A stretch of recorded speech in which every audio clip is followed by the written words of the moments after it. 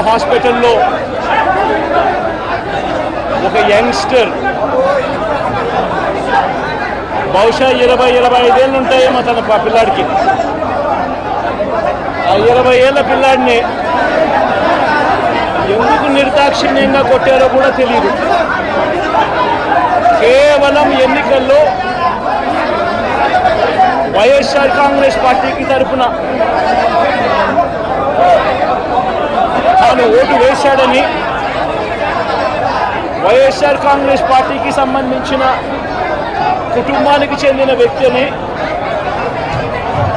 అతి దారుణంగా కావాలని అదే పనిగా వేంపల్లెకు అదే పనిగా ఒక వెహికల్లో వచ్చి దారిలో పోతా ఉన్న పిల్లోడిని బైక్ ఆపి నిర్దాక్షిణ్యంగా కొట్టి హాస్పిటల్ పాలు చేస్తూ ఉంటే ఏం సాధిస్తూ ఉన్నారు? ఇంతవరకు పులివెందుల్లో ఎప్పుడు ఇలాంటి సాంప్రదాయం లేదు.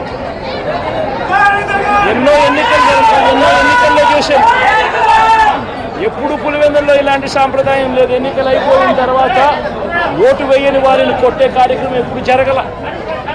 రాష్ట్ర వ్యాప్తంగా కూడా ఒక భయాందోళన వాతావరణం క్రియేట్ చేయడం కోసం అని రాష్ట్ర వ్యాప్తంగా ఇదే చేయిస్తూ ఉన్నారు దగ్గరుండి.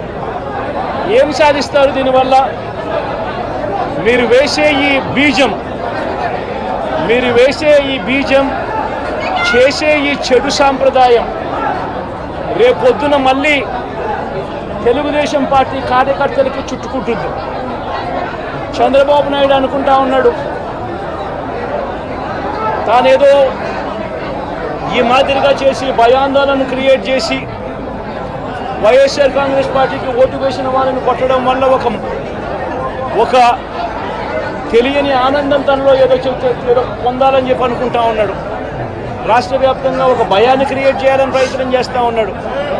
కానీ నేను చంద్రబాబు నాయుడు గారికి మరొక్కసారి కూడా చెప్తా ఉన్నా, ఒక చెడు సాంప్రదాయానికి నాంది పలుకుతూ ఉన్నారు.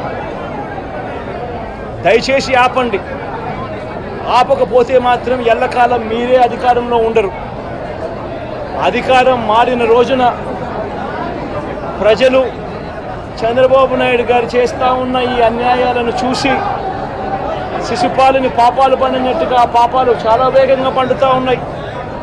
అధికారం మారిన రోజున తాను చేస్తూ ఉన్న ఈ చెడు సాంప్రదాయం తనకే చుట్టుకుంటుంది.